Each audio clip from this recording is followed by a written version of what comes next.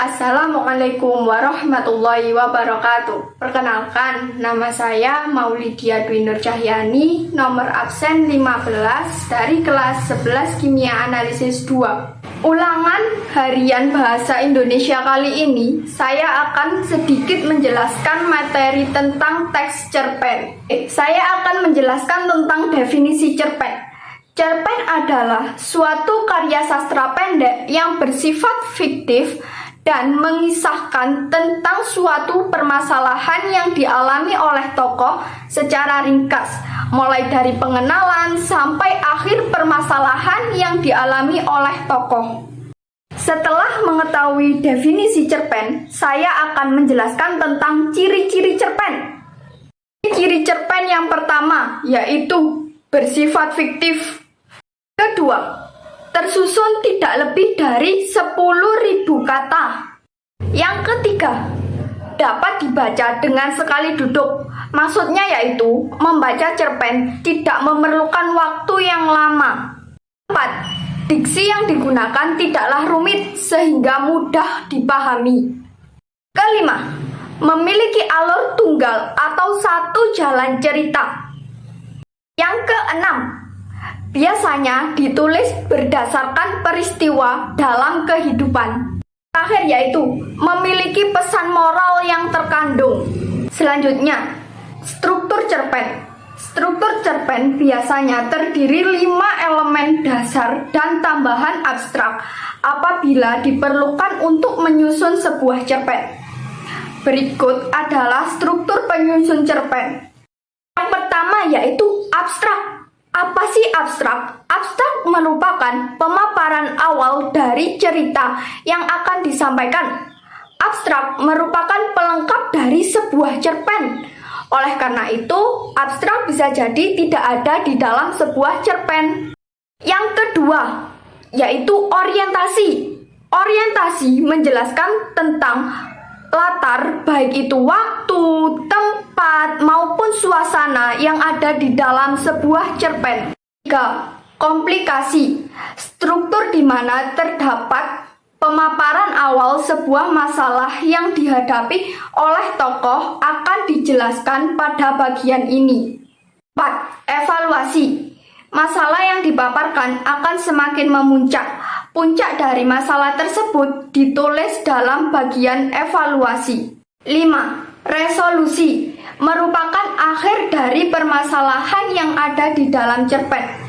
Solusi dari permasalahan yang dialami oleh tokoh akan dijelaskan dalam bagian ini. Struktur cerpen yang terakhir yaitu koda.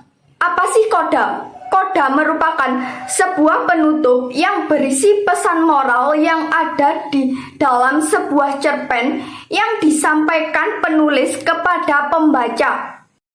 Setelah mempelajari struktur, saya akan menjelaskan tentang unsur cerpen. Unsur cerpen terdiri dari 2 unsur, yaitu unsur intrinsik dan unsur ekstrinsik. A. Unsur intrinsik. Sebuah cerpen memiliki unsur pembentuk yang ada di dalam cerpen itu sendiri.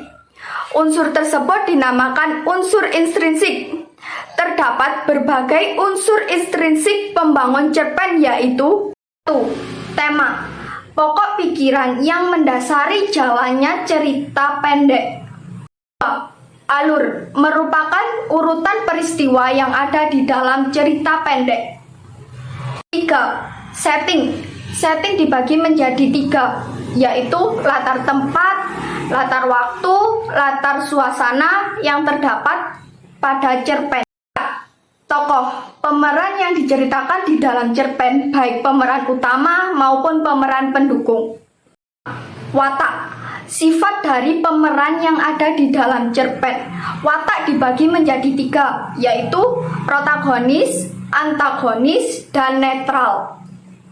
6. Sudut pandang.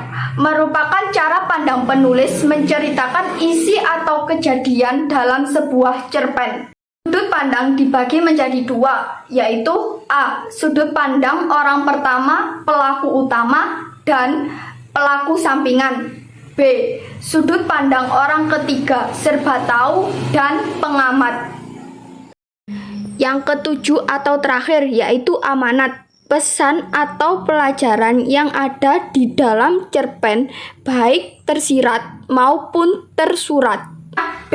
Yaitu unsur ekstrinsik. Apa sih unsur ekstrinsik? Unsur ekstrinsik adalah unsur yang terdapat di luar cerita, yang menjadi faktor pendukung di luar cerita. Unsur ekstrinsik antara lain: pertama, bahasa. Biasanya di dalam cerpen terdapat bahasa daerah atau bahasa asing, bahkan bahasa campuran. 2. Latar belakang pengarang. Ketiga, nilai yang terkandung di dalam cerpen. Nah, nilai yang terkandung di dalam cerpen ini ada nilai moral, nilai sosial, nilai budaya, bahkan nilai religi atau agama.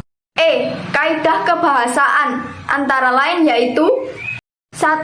Menggunakan bahasa tidak baku dan tidak formal. 2. Berisi kata keterangan guna mendeskripsikan latar, waktu, tempat, serta suasana.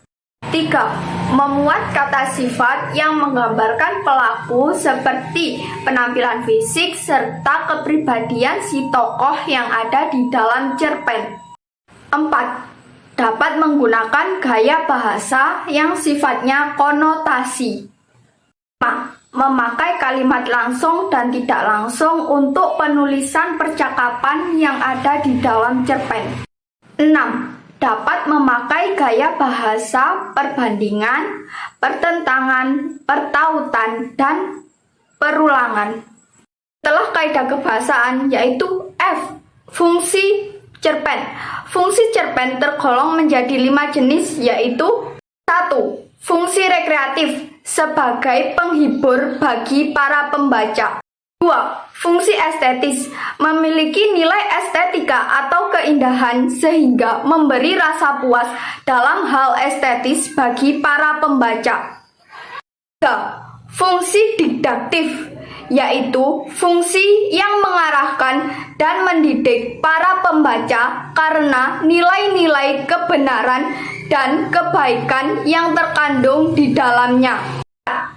Fungsi moralitas, memiliki nilai moral sehingga pembaca mengetahui mana yang baik dan buruk berdasarkan cerita yang terkandung.